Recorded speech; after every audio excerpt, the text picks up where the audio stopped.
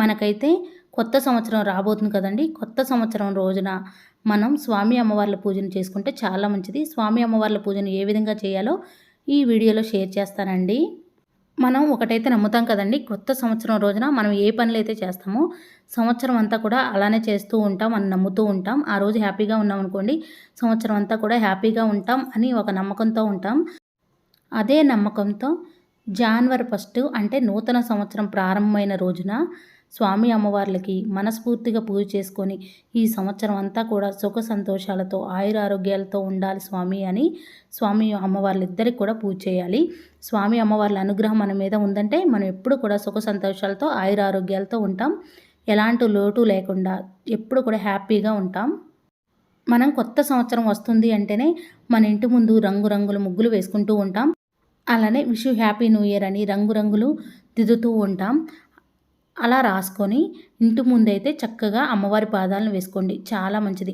ముందుగా నూతన సంవత్సరం రోజున ఈసారి మనకి జాన్వరి 1, 2025 బుధవారం రోజున వచ్చిందండి. ఉదయాన్నే లేచి ఇల్లు గుమ్మాలన్నీ శుభ్రం చేసుకొని ఇంటి ముందు చక్కగా అందంగా ముగ్గులు వేసుకోవాలి.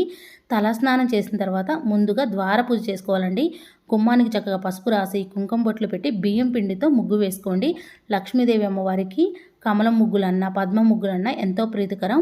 అమ్మవారికి ఇష్టమైన ముగ్గులు అయితే వేసుకోండి. అలానే wish you happy new year అని కూడా రాసుకోండి. అదేవిధంగా అమ్మవారిని మన ఇంట్లోకి ఆహ్వానం పలుకుతూ అమ్మవారి పాదాలను అయితే వేసుకోండి.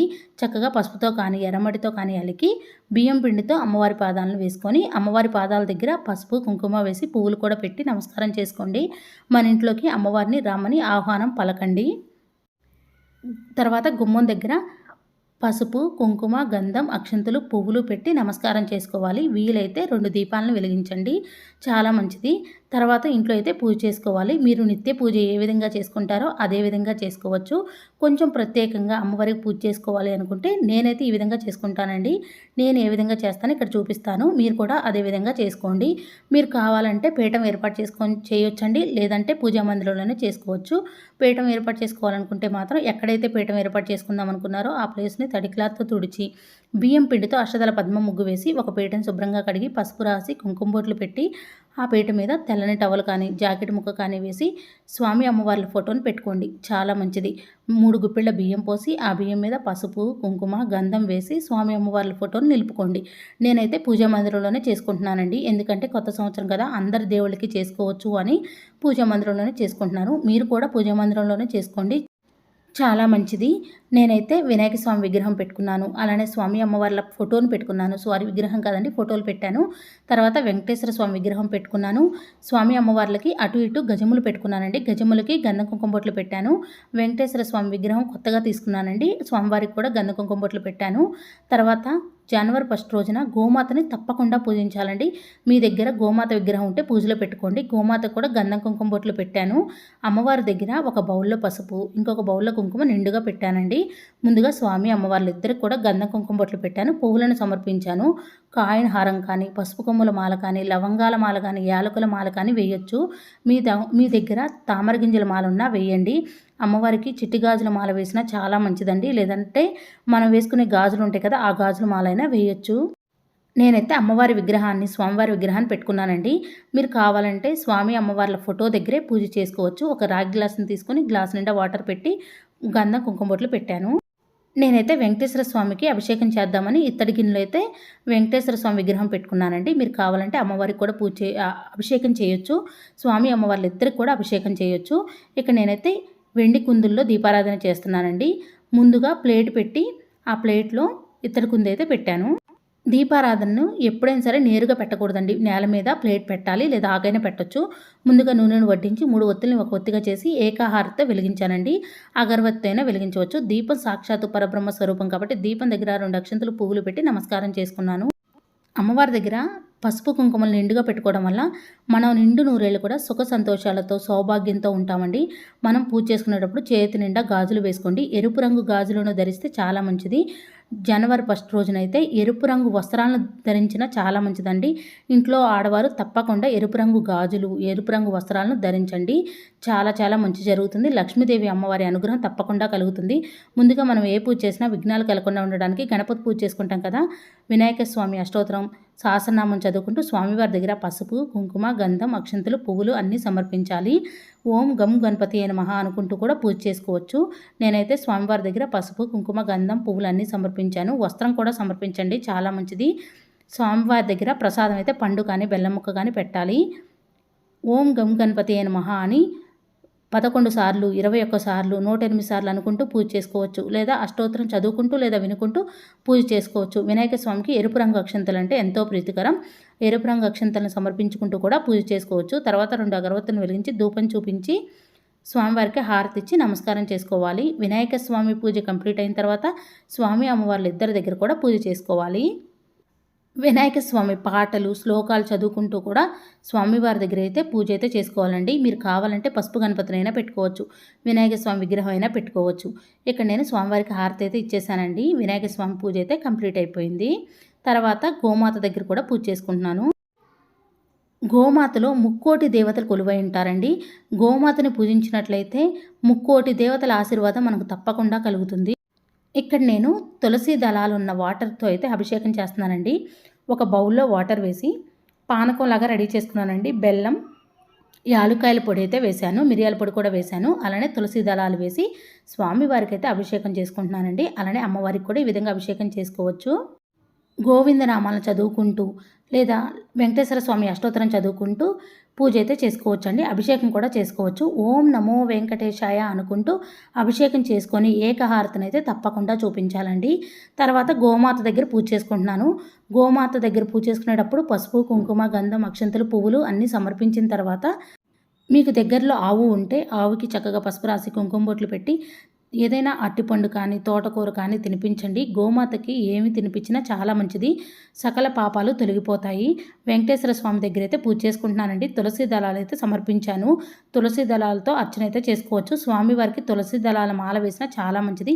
ఓం నమో వెంకటేశాయ అనుకుంటూ పువ్వులతో, అక్షంతలతో, తులసి దళాలతో పూజ చేసుకోవచ్చు. నేనైతే తులసి దళాలతో, పువ్వులతో, అక్షంతలతో 1 రూపీ కాయిన్స్తో కూడా పూజ చేసుకున్నాను. పూజ కంప్లీట్ అయిన తర్వాత ఈ 1 రూపీ కాయిన్స్ని క్లీన్ చేసుకొని బీరువాలో అయితే పెట్టుకుంటానండి. మళ్ళీ పూజ చేసుకునేటప్పుడైతే తిరిగి వాడుకుంటాను. గోవిందనామాలను చదువుకుంటూ లేదా ఫోన్లో వినుకుంటూ స్వామివారికి ఒక్కొక్క తులసి దళాన్ని సమర్పించుకుంటూ పూజ చేసుకోవచ్చు. స్వామివారి అష్టోత్తరం లేకపోతే సహస్రనామం చదువుకుంటూ ఫోన్లో వినుకుంటూ పూజ చేసుకోవచ్చు. ఓం నమో వెంకటేశాయ అనుకుంటూ స్వామివారి దగ్గర ఒక్కొక్క తులసి దళం సమర్పించిన చాలా మంచిదండి. స్వామివారి దగ్గర పూజ కంప్లీట్ అయిన తర్వాత అమ్మవారి దగ్గర కూడా పూజ చేసుకోవాలి.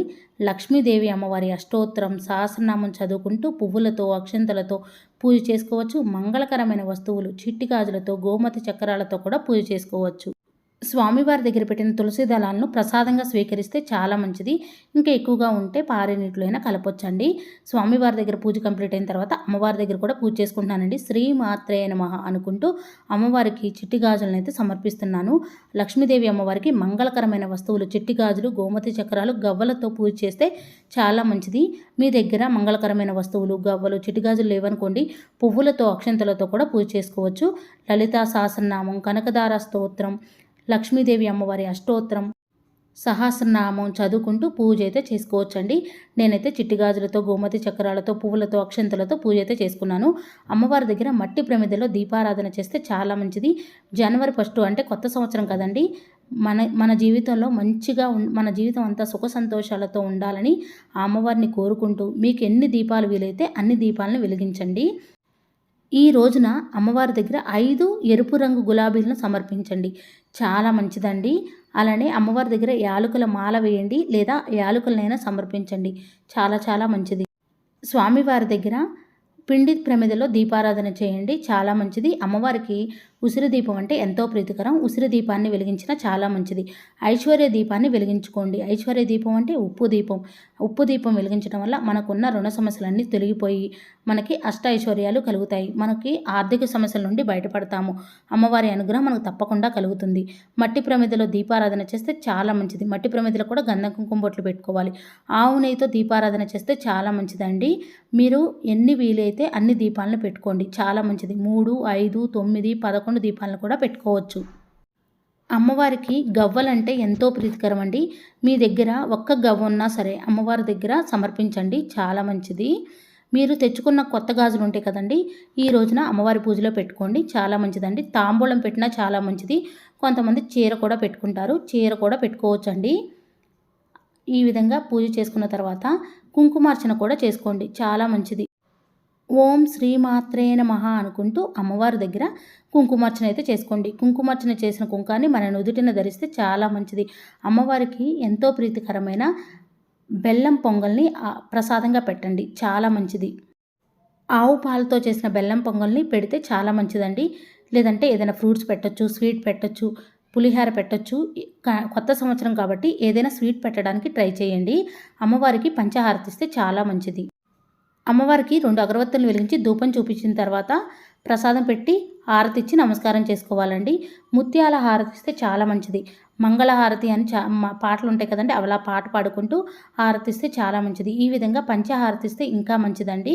నేనైతే కర్పూర హారతి అయితే ఇస్తున్నాను, చాలా చాలా మంచిదండి.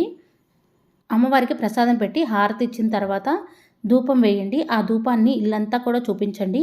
ఈరోజు కొత్త సంవత్సరం కదండి, ఇంటి ముందైతే చక్కగా 3 నిమ్మకాయలను తీసుకొని ఈ విధంగా పూజలో పెట్టుకోండి.